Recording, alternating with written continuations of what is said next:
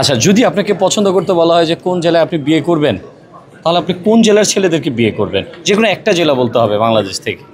জেলাটা আমার আর তৃতীয় ইচ্ছা হচ্ছে কি আমাকে একজন সৎ, নেককার, দিনদার কোনো একটা জীবন সঙ্গী আল্লাহ দান করুন। এই তিনটা ইচ্ছা। আসলে এটা মুখ্য বিষয় না, তবে অবশ্যই একজন সৎ, নেককার, ধার্মিক। মানে সৎ জেলার নামই ধরে নিলাম, সৎ একজন মানুষ। আচ্ছা, কোন জেলার ছেলেদেরকে আপনার পছন্দ হয় না বলেন তো?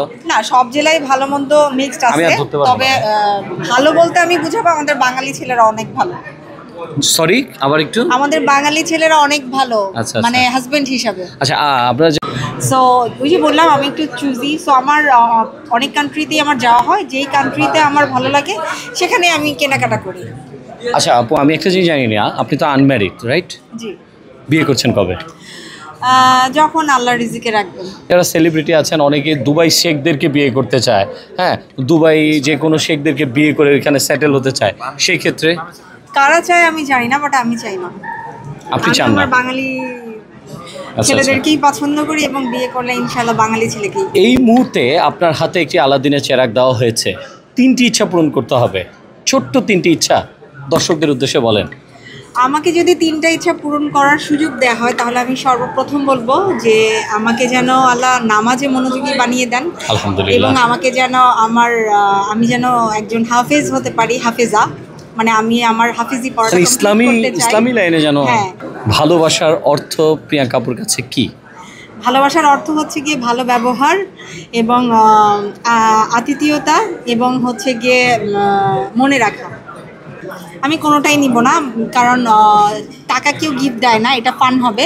আর চকলেট আমি খাই না, প্রচণ্ড ডাইটিংয়ে আছি। পছন্দের মানুষ বলতে কি না, আমি ওনাকে নিয়ে কোনো কথাই বলবো না, বিকজ আমাদের বাঙালি মানুষজন এত নেগেটিভলি এটা প্রচার করে। তো সম্মানিত মানুষ, প্রত্যেকটা মানুষেরই পছন্দের কেউ বক্তব্য থাকে, মানে বক্তা থাকে বা অনেক পছন্দের হিরো থাকে, অনেকেই থাকে। সো আমি আমার এই বিষয় নিয়ে আমি আর কোনো কথা বলতে চাই না। আচ্ছা আপু, এটা আসলে কোনো ম্যাটার করে না কোন বয়সে কে বিয়ে করবে, ম্যাটার করে যে তোমার লাইফে কি মানে কি আসলো, সেটাকে তুমি কিভাবে মানে রিসিভ করবা, এটার উপরে ডিপেন্ড করে। আমি খুব ট্যালেন্ট, সো আমাকে যতই প্রশ্ন করা হোক কোনো লাভ নাই, উত্তর খুব ডিপ্লোম্যাটিক অ্যানসার কিন্তু আপনি দিচ্ছেন। আচ্ছা, আমার সৌন্দর্যের রহস্য হচ্ছে আমি ভালো মন নিয়ে সবার সাথে চলি, তাহাজ্জুদের নামাজ পড়ি, 5 ওয়াক্ত নামাজ পড়ি, আর যে নামাজ পড়ে তার চেহারা এমনি সুন্দর হয়। না, বাংলাদেশে অনেকেই আছেন, যেমন আগে আমি সর্বপ্রথম জাকির নায়েক স্যার, ওনার ভিডিওগুলো দেখতাম। তারপরে আরেকজন আছে আবু তোহা নাকি যেন, আবু তোহা আদনান, ওনার বক্তব্য ভালো। তবে আমাদের এই প্রজন্মের মধ্যে সবচেয়ে বেস্ট এবং আমার না, আশা করি আমাদের সবার প্রিয় মিজানুর রহমান হারি স্যার, ওনাকে সবারই ভালো লাগে, আমারও খুব ভালো। তার উদ্দেশ্যে বলবো আপনি আমার জন্য দোয়া করবেন, আল্লাহ যেন আমাকে আরো বেশি বেশি হিদায়াত দেয় এবং আমি যেন আপনার মতো হতে পারি। আর আপনি সবাইকে আসসালামু আলাইকুম। ওকে, নতুন ধারা প্রেজেন্ট বাইফা অ্যাওয়ার্ড 2025 এবার হতে যাচ্ছে অনেক জমকালোভাবে এবং এবারের আয়োজন অনেক বড় করে। অ্যান্ড আমি বাইফা পরিবারের একজন সদস্য, আমার খুব ভালো লাগছে। আজকে আপনারা সবাই দেখতে পাচ্ছেন প্রেস কনফারেন্স হচ্ছে, বাট প্রেস কনফারেন্সটা এত জাঁকজমকপূর্ণ অন্য কোনো প্রোগ্রামে হয়তো আমরা দেখিনি, এবং অনেক সুন্দর করে এই প্রেস কনফারেন্সটা সাজানো হয়েছে।